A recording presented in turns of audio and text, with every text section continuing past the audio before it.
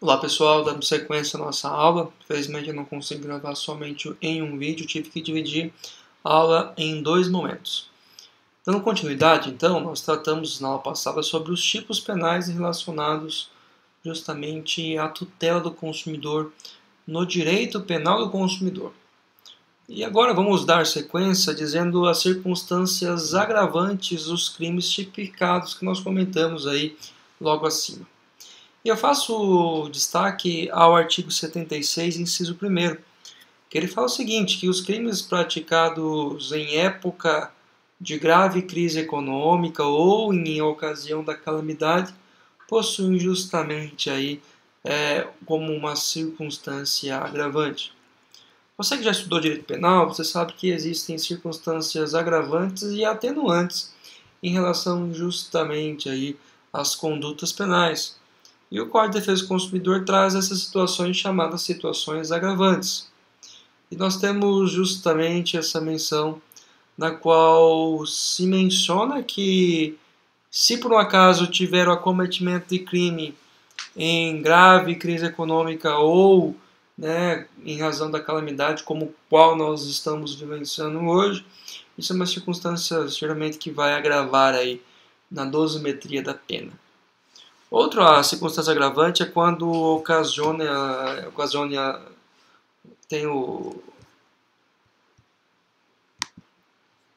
Outra circunstância agravante é quando tem justamente vínculo a um grave dano individual ou ao grave dano coletivo do consumidor. Situações pelos quais agrava realmente as perdas e danos, os prejuízos oriundos aí do consumidor. Outro fato em questão diz respeito que as atividades de desestimular a natureza ilícita do procedimento traz também como circunstância aí, respectivamente, agravante.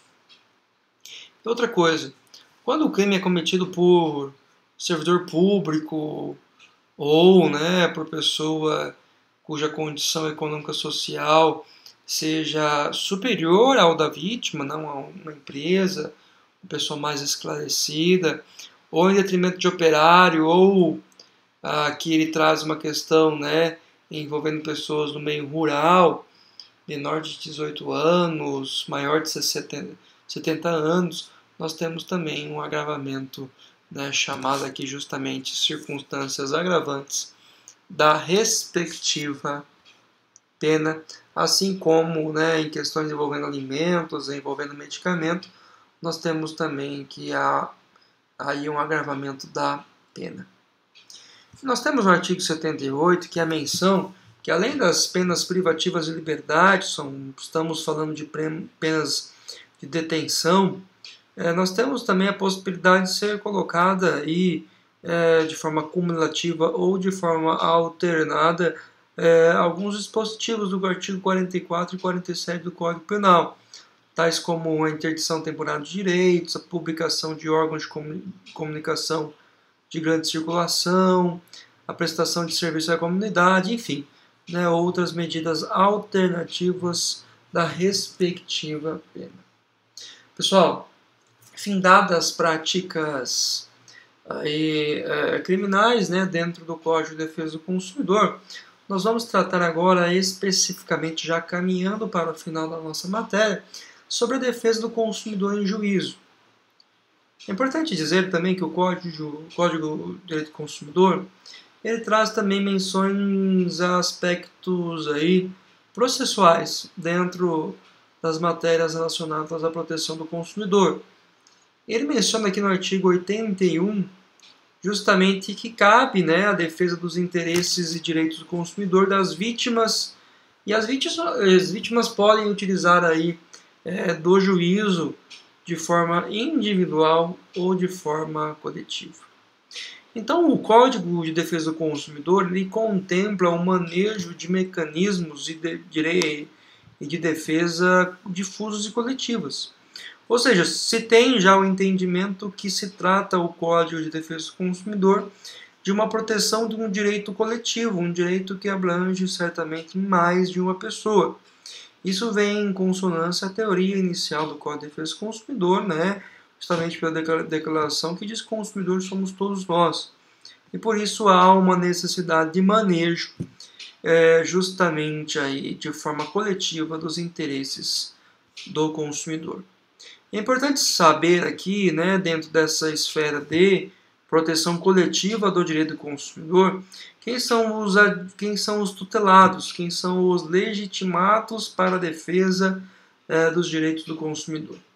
E aqui ele menciona, pessoal, que cabe, né, o artigo 82, que são legitimados o Ministério Público para colocar aí proteção coletiva ao direito do consumidor, a União, o Estado, o município, o Distrito Federal, as entidades e órgãos de administração pública, seja ela direta ou indireta, ainda sem personalidade jurídica, as associações legalmente constituídas há mais de um ano, que inclua aí os seus fins institucionais na defesa do consumidor.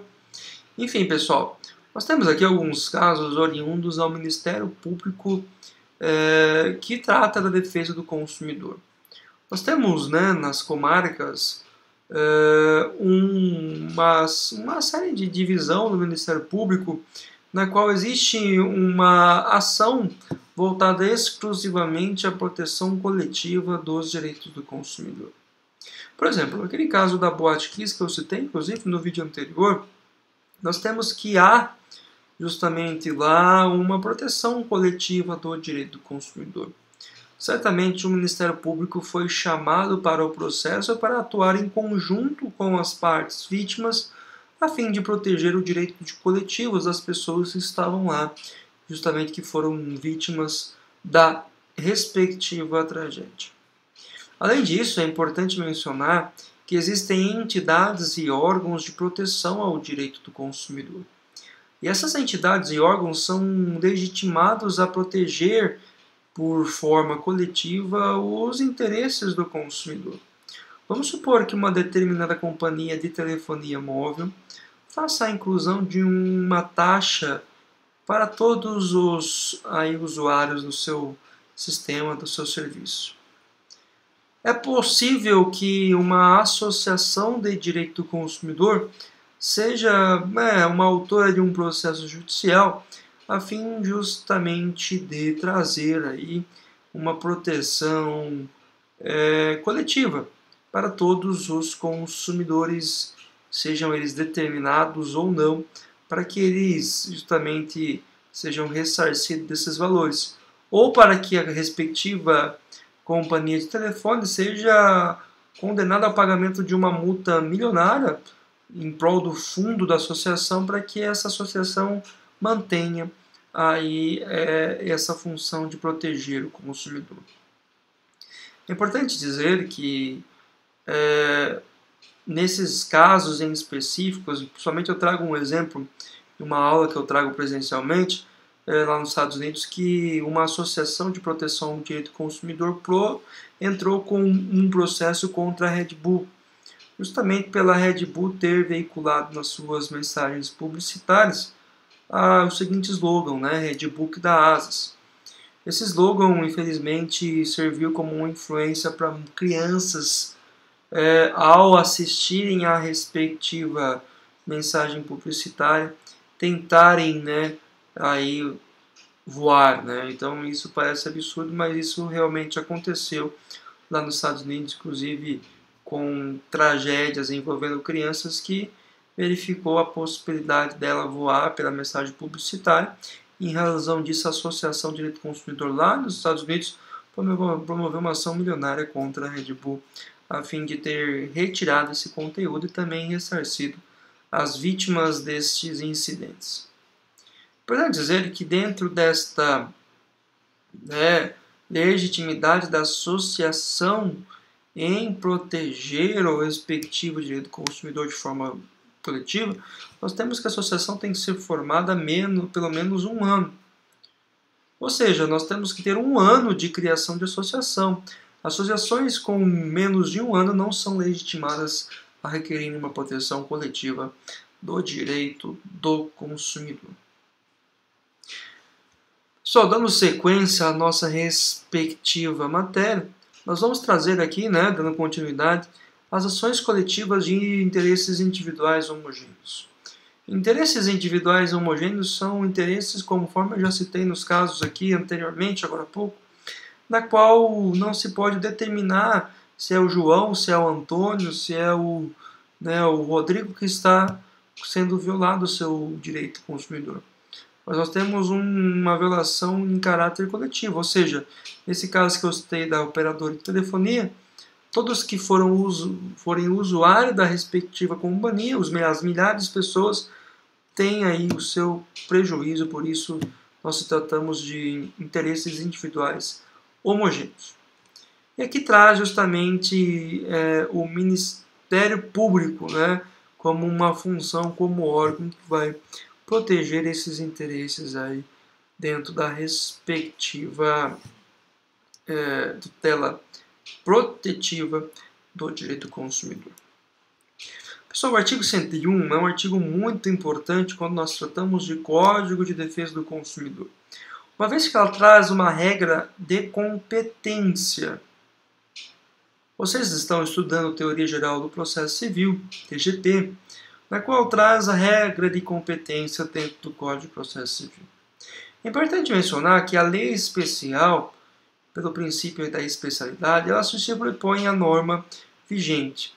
Ou seja, o Código de Defesa do Consumidor, por criar normas processuais, essas normas vêm aí justamente a ser aplicadas justamente um conflito de normas aparente. E o artigo 101 ele fala o seguinte: nas ações de responsabilidade civil entre fornecedor de produtos e serviços, sem prejuízo aos expostos dos artigos anteriores, serão observadas as seguintes normas. No inciso 1º, ele fala o seguinte, que a ação pode ser proposta no domicílio do autor. Isso é muito importante. A ação pode ser proposta no domicílio do autor. Aqui nós temos uma vantagem perante o consumidor. Por que vantagem, professor? Vou dar um exemplo para vocês. Vamos supor que eu vá até um determinado site e vejo uma determinada mercadoria de uma empresa lá de Fortaleza, estado do Ceará. Vamos supor que eu estou falando de um carregador de notebook. E esse carregador de notebook é fabricado, lá em Fortaleza, estado do Ceará. E eu, por precisar aí do respectivo produto, faço a aquisição desse produto. Alguns dias depois, esse produto chega até o meu domicílio e, em razão disso, eu verifiquei, quando eu fui utilizá-lo, que estava com vício, ou seja, ele não estava em perfeitos estados de conservação, de uso, estava aí com problemas relativos à sua função, não estava carregando direito, por exemplo. Eu, insatisfeito, entrei em contato com o fornecedor, e o fornecedor ele disse: ora, pois, não posso fazer mais nada porque a mercadoria já foi entregue e o frete para que seja enviado para Fortaleza esse produto novamente é muito caro, então, em razão disso, eu não vou substituir o seu produto e nem mesmo restituir a respectiva quantia paga.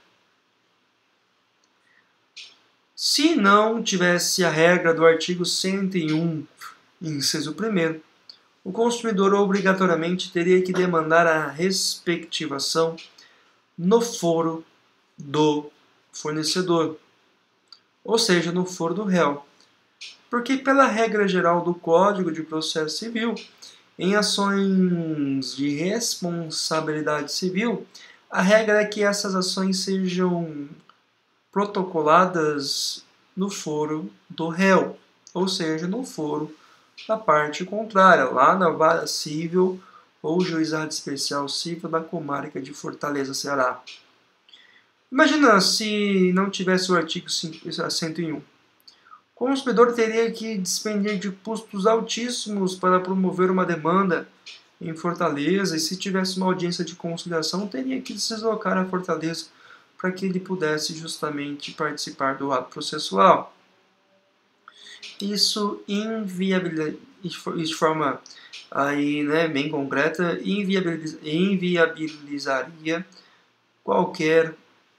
isso inviabilizaria qualquer, né, noção de proteção ao direito do consumidor.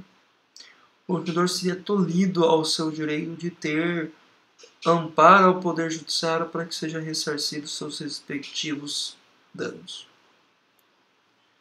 Então, o artigo 101 ele traz que a ação de responsabilidade civil poderá ser apurada dentro do domicílio do consumidor. Ou seja, se o consumidor mora em Maringá, ele poderá propor ação no Juizado Especial Civil de Maringá e a empresa terá que sim ela ter um representante legal para que seja justamente aí representada em juízo. Ou seja, a empresa de Fortaleza tem que contratar um advogado de Maringá para participar da respectiva audiência de conciliação.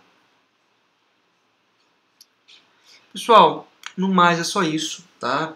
Nós temos outras exposições relativas aqui a um sistema nacional de proteção ao consumidor, mas são questões que vêm aí justamente a encontro do que nós já estudamos no artigo 4º do Código de Defesa do Consumidor. Agradeço a presença de todos, um grande abraço, um ótimo final de semana. E lembrando que na semana que vem nós vamos fazer aí ao vivo a nossa querida revisão da matéria. Até logo, tchau, tchau.